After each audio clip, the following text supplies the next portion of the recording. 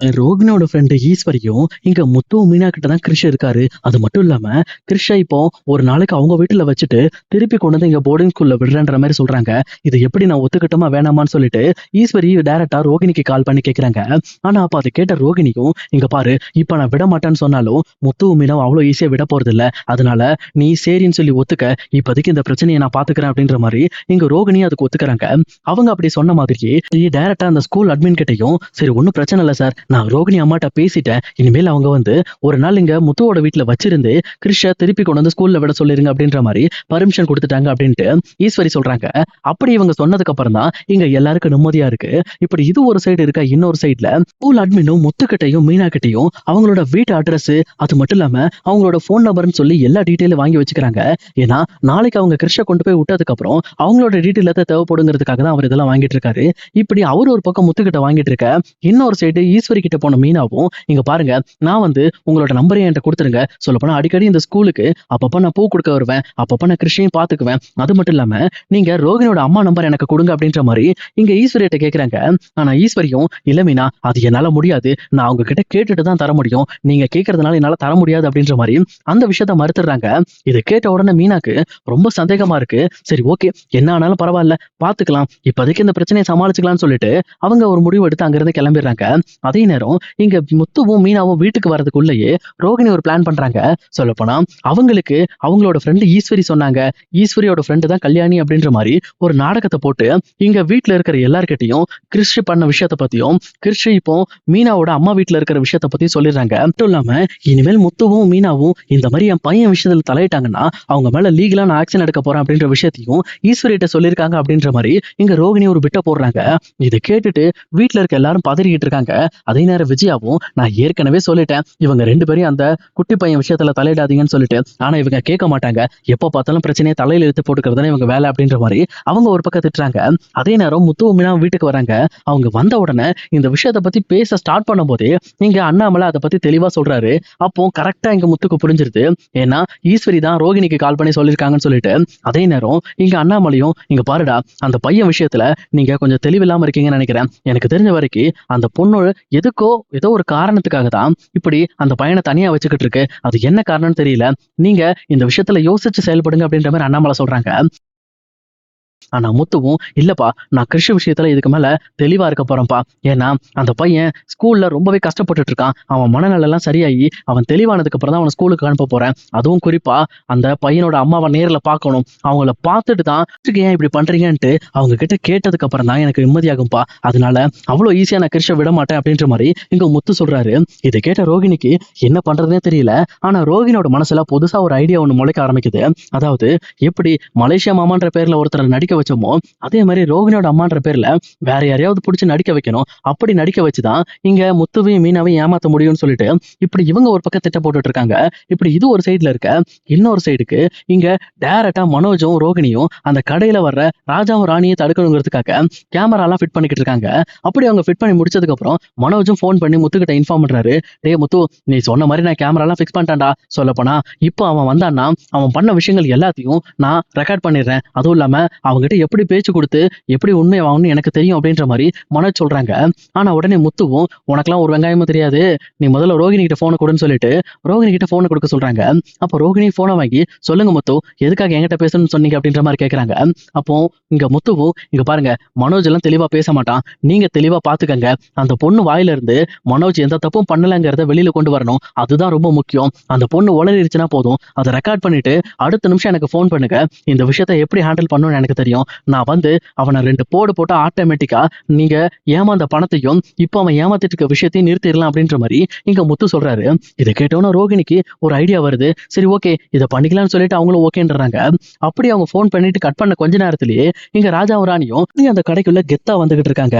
சொல்லப்போனா இவங்க வக்கீலே இல்லாம தனியாவே மனோஜ் ஏமாத்தி பணத்தை புடிங்கிடலாம், பொருளை புடிங்கிடலாம்னு சொல்லிட்டு ஒரு நம்பிக்கையோட உள்ள வராங்க.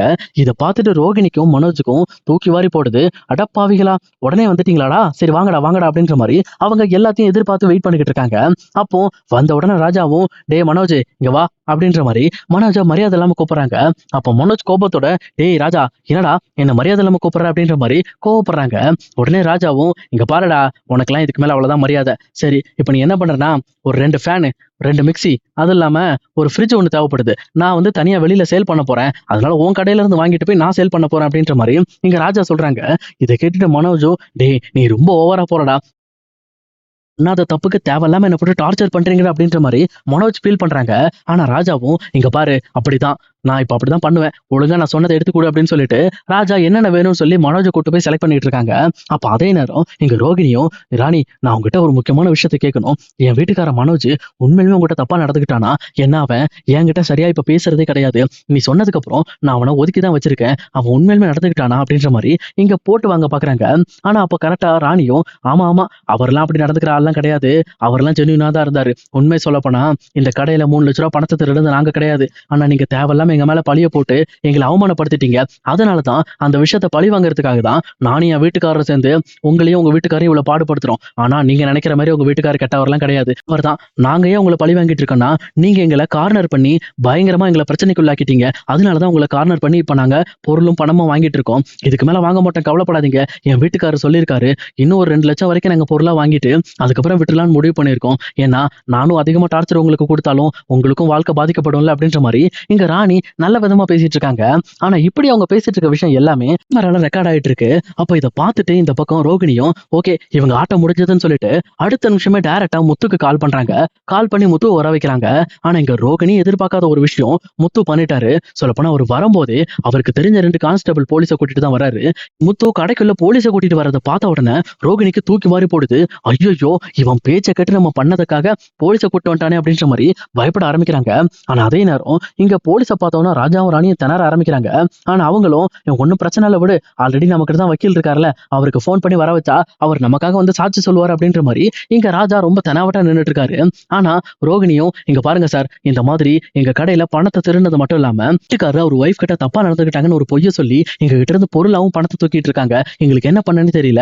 அதனால தான் நாங்க எங்க வீட்டுக்காரர் பேர் கெட்டு போயிடக்கூடாதுங்கிறதுக்காக ஃபர்ஸ்ட் தெரியாம நாங்க பணத்தையும் பொருளையும் கொடுத்துட்டோம். அதுக்கு பதிலா இப்ப நாங்க இவங்க பேசின விஷயம் எல்லாத்தையும் ரெக்கார்ட் பண்ணி வச்சிருக்கோம். அந்த ரெக்கார்டை நீங்க கேளுங்கன்னு சொல்லிட்டு ரோகிணி அந்த ரெக்கார்டை போலீஸ்காரங்களுக்கு போட்டு காட்டுறாங்க. அப்போ அந்த ரெக்கார்டை கேட்ட போலீஸ்காரங்களும் இங்க ராஜாவோட கழுத்துல 2 அடியை போட்டு, ஏண்டா இந்த அளவுக்கு புருஷன் பொண்டாட்டி சேர்ந்து பணத்தை ஆட்டைய போறீங்களா அப்படின்ற மாதிரி டென்ஷன் ஆகி சத்தம் போடுறாரு. அதுவும் இல்லாம இந்த மொத்த பணத்தையும் நீங்க இப்பயே கொடுத்தாகணும்னு சொல்லிட்டு டிமாண்டும் பண்றாங்க. இன்னொரு பக்கம் முத்துவும், சார் இவன் அவ்வளவு ஈஸியா விட்டுறாதீங்க. இதே மாதிரி இவனை வெளியில விட்டீங்கன்னா நிறைய பேருக்கு பிரச்சனை தான் அப்படின்ற மாதிரி இங்க முத்துவும் சொல்றாங்க.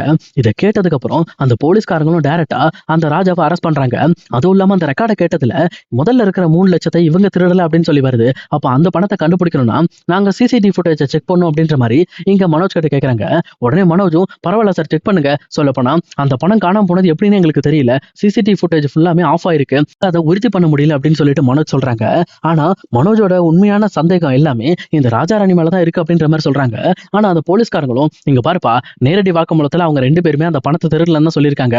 நீங்க கார்னர் பண்ணதுனாலதான் இப்படி பொய்யான விஷயத்த உங்க மேல பழிய போட்டு உங்ககிட்ட இருந்து பணத்தை திருடி இருக்காங்க. சொல்லப்போனா இப்படி இவங்க விஷயம் பண்ணதுக்கு கண்டிப்பா இவங்களை அரெஸ்ட் பண்றதுதான். ஆனா இதுக்கு முன்னாடி காணாம போன அந்த 3,00,000 கண்டுபிடிக்கணும்னா நாங்க சிசிடிவி ஃபுட்டேஜ் செக் பண்ணிக்கிறோம்னு சொல்லிட்டு போலீஸ்காரங்க சைபர் கிரைம்க்கு அந்த ஃபுட்டேஜை அனுப்புறாங்க. அதே நேரம் அந்த ஃபுட்டேஜ்ல கடைசியா ரோகிணி தான் உட்காந்து ஆப்ரேட் பண்றது தெரியுது. இதை பார்த்துட்டு, இது யாரு, இந்த அம்மா உங்க ஒய்ஃபா அப்படின்ற மாதிரி போலீஸ்காரங்க கேக்குறாங்க. ஆமான்னு சொல்லி சொன்னதுக்கு அப்புறம், இங்க பாருங்க, லாஸ்டா சிசிடிவி ஃபுட்டேஜை ஆப்ரேட் பண்ணது இவங்க தான். ஏன்னா அதுல இருக்க கேமராலேயே இவங்க தெளிவா தெரியுறாங்க. இவங்க தான் அந்த கேமரா ஃபுட்டேஜ் ஆஃப் பண்ணிருக்காங்க. அதுக்கப்புறம் பணம் காணாம போயிருக்குன்னா இப்போ அந்த பணத்தை எடுத்து இருக்கிறதுக்கு அதிகப்படியான வாய்ப்பு உங்க ஒய்ஃப்க்கு மேலதான் இருக்கு. ஏன்னா அவங்க தான் அதை பண்ணிருக்க முடியும் அப்படின்ற மாதிரி போலீஸ்காரங்க ரோகிணி மேல பழிய தூக்கி போடுறாங்க. ஆனா ரோகிணியும், சார் நான் இந்த மாதிரி ரொம்ப சிஸ்டம் பஃபர் ஆகுதுன்னு தான் சார் ஆஃப் பண்ணி வச்சேன், இப்படி எனக்கு எதுவும் தெரியாது அப்படின்ற மாதிரி சொல்றாங்க. ஆனா அந்த போலீஸ்காரங்களும், எனக்கு என்னமோ உன் மேலதான் டவுட்டா இருக்கு. அப்படி இல்லைன்னா நீ சிஸ்டம் ஆஃப் பண்ணி இருக்கிறத கவனிச்சுட்டு வேற யாரா எடுத்திருக்கணும். ஆனா அப்படி எடுத்திருந்தாலும் லாக்கரோட பாஸ்வேர்டு யாருக்கு தெரியும்? இந்த ராஜாராணியை தவிர உங்க 2 பேருக்கு மட்டும் தானே தெரியும். அப்ப நீங்க தான் எடுத்திருக்கணும் அப்படின்ற மாதிரி போலீஸ்காரங்க கன்ஃபார்ம் பண்றாங்க. ஆனா இதை பார்த்துட்டு இங்க ரோகிணி செம ஷாக்கு. முத்து மீனான்னு சொல்லிட்டு எல்லாருமே ரோகிணியை திரும்பி பார்த்துட்டு இருக்காங்க. மனோஜோட சந்தேகமும் இங்க ரோகிணி மேல லைட்டா திரும்ப ஆரம்பிக்குது.